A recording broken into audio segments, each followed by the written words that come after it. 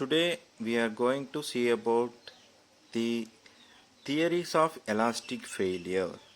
Okay, one is maximum principal stress theory, and second one is maximum shear stress theory, and third one is distortion energy theory, and maximum strain energy theory, maximum total strain energy theory.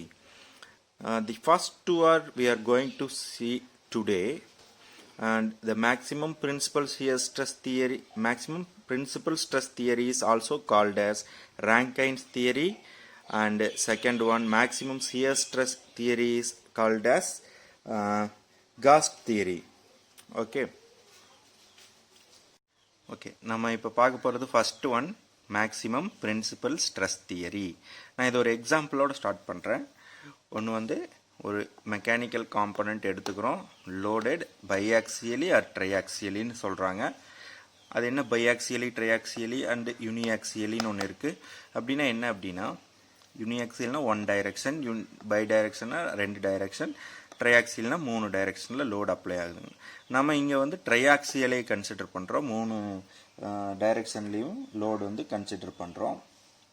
இதில் வந்து பார்க்கும்போது sigma 1, sigma 2, sigma 3 இந்த மூணு ஸ்ட்ரெஸ்ஸஸை consider பண்ணோம். மூணு ஆக்சிஸில் மூணு ஸ்ட்ரெஸ்ஸஸை consider பண்ணுறோம். இதில் நான் அசியூம் பண்ணுறது என்னென்னா sigma 1 is greater than sigma 2 and sigma 3. Okay, then this maximum stress value is principal stress. Okay, principal stress.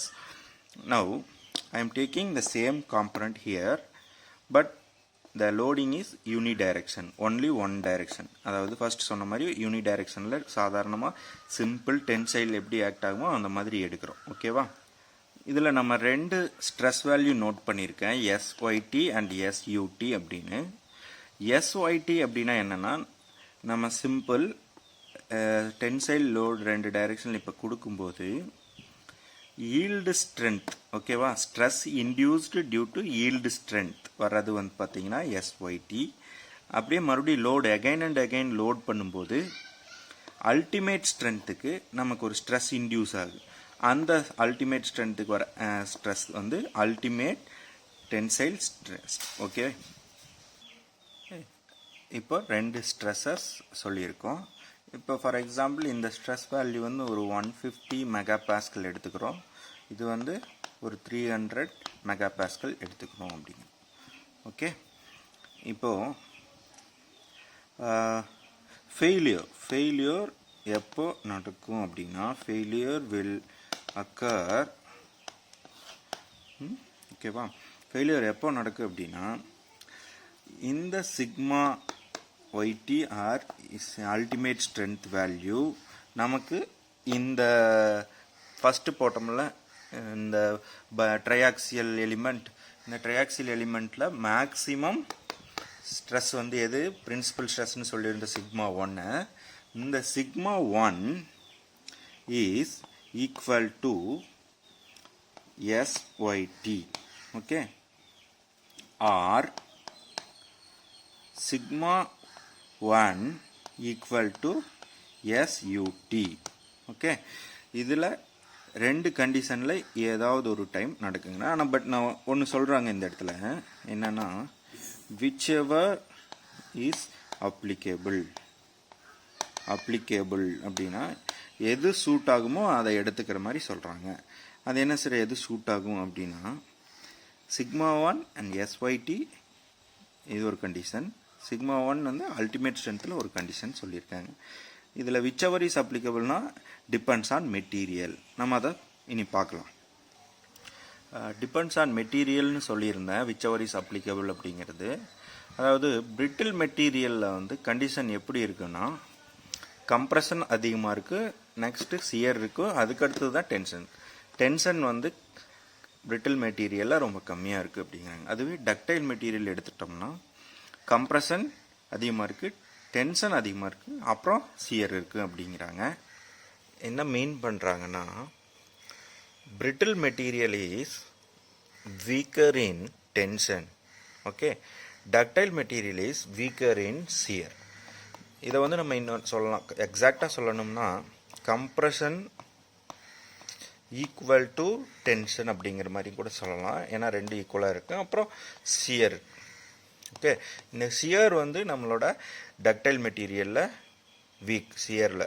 ஓகேவா, அப்போ ஃபெயிலியர் ஆகிறது டக்டைல் மெட்டீரியல் சியரில் ஃபெயில் ஆகும், பிரிட்டில் மெட்டீரியல் டென்ஷனில் ஃபெயில் ஆகும். இதிலேருந்து என்ன தெரியுதுன்னா, நம்ம எப்போ டிசைன் பண்ணும்போது பிரிட்டில் மெட்டீரியல் டிசைன் பண்ணும்போது டிசைன் வந்து டென்ஷன் இதுக்காக டிசைன் பண்ணணும், ஃபெயிலியருக்காக.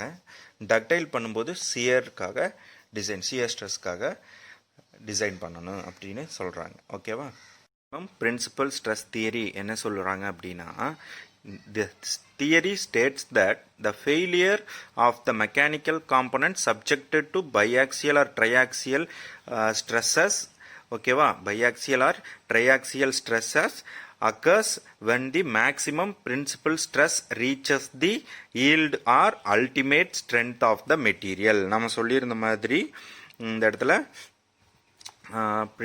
பிரின்சிபல் ஸ்ட்ரெஸ் வந்து மேக்ஸிமம் வந்து என்ன ரீச் ஆகும்போது எஸ்ஒய்டி, இல்லைனா ரீச் ஆகும்போது எஸ்யூடி. இதைத்தான் வந்து இந்த தியரி சொல்லுது.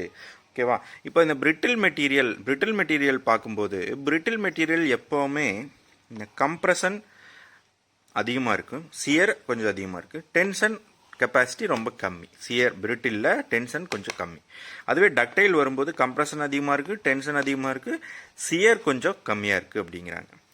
எக்ஸாக்டாக சொல்ல போனோம்னா கம்ப்ரெஷன் அண்ட் டென்ஷன் வந்து கொஞ்சம் ஈக்குவலாக தான் இருக்கும், இந்த சியர் வந்து கொஞ்சம் வீக் அப்படிங்கிறாங்க. ஓகேவா, இப்போ டிசைன் பண்ணும்போது பிரிட்டில் மெட்டீரியல் டென்ஷனுக்காகவும் டக்டைல் மெட்டீரியல் சியருக்காகவும் டிசைன் பண்ணணும் அப்படின்னு சொல்கிறாங்க. ஓகேவா, நம்மளோட தியரியில் என்ன சொல்லியிருந்தோம், இந்த மாதிரி sigma 1 equal to sigma S Y T அப்படின்னு சொல்லியிருந்தோம். இன்னொன்று வந்து or sigma 1 equal to S U T அப்படின்னு சொல்லியிருந்தோம். இதில் வந்து பார்த்திங்கன்னா இது ரெண்டுமே வந்து யூடின்னு போட்டிருக்கான். இப்போ டென்சைலில் மட்டும்தான் கன்சிடர் பண்ணியிருக்காங்க. Ultimate yield strength at tensile and ultimate strength at tensile அப்படிங்கிற மாதிரி சொல்லியிருக்காங்க. அப்போது இது டென்ஷனை வச்சு டிசைன் பண்ணதுனால இந்த தியரி பிரிட்டில் மெட்டீரியலுக்கு அப்படிங்கிறது சொல்லலாமா? பிரிட்டில் மெட்டீரியலுக்காக maximum principal stress theory use பண்ணுறாங்க அப்படின்னு சொல்லலாமா? இது ஆல்சோ கால்ட் as என்னது, Rankine's theory. Okay, Rankine's theory. Okay, இதில் நம்ம ஃபேக்டர் ஆஃப் சேஃப்டி ஏற்கனவே படிச்சிருக்கோம். அந்த ஃபேக்டர் ஆஃப் சேஃப்டி வச்சு சொல்லும்போது என்ன சொல்கிறாங்கன்னா, ஃபார் டென்சைல் ஸ்ட்ரெஸ்ஸுக்கு sigma 1 equal to SYT divided by FOS அப்படிங்கிறாங்க. அதுவே வந்து இன்னொன்று சொல்லலாம், எப்படின்னா sigma 1 equal to SUT divided by FOS அப்படின்னு சொல்லலாம். ஓகேவா, எஸ்யூடி டிவைடட் பை எஃப்ஓஎஸ்னு சொல்லலாம். அதுவே கம்ப்ரெஷன் ஸ்ட்ரெஸ்ஸுக்காக, கம்ப்ரெசிவ் ஸ்ட்ரெஸ்ஸுக்காக சொன்னோம்னா சிக்மா 1 ஈக்குவல் டு எஸ் என்ன சொல்லலாம், எஸ்ஒய் டிக்கு பதுவாக சி, ஏன்னா compressive. Okay, divided by FOS, இல்லைனா சிக்மா 1 ஈக்குவல் டு எஸ்யூசி. ஓகேவா, UC means ultimate compressive, SUC divided by FOS அப்படின்னு சொல்லலாமா? இதுதான் நம்மளோட மேக்ஸிமம் பிரின்சிபல் ஸ்ட்ரெஸ் தியரி. இதில் மெயின் கான்செப்ட் என்னென்னா நம்ம இந்த பாயிண்ட்டை தான் பார்க்குறோம். ஓகேவா, இதில் மேக்ஸிமம் பிரின்சிபல் ஸ்ட்ரெஸ் தியரியில் என்ன சொல்கிறாங்கன்னா, பிரின்சிபல் ஸ்ட்ரெஸ் தியரி வந்து எப்போ எஸ்ஒய்டி ஆர் எஸ்யூடி ரீச் ஆகுதோ அப்போ ஃபெயிலியர் நடக்கு அப்படிங்கிறாங்க. இந்த தியரி பிரிட்டில் மெட்டீரியலுக்காக யூஸ் பண்ணுறாங்க. ஓகேவா.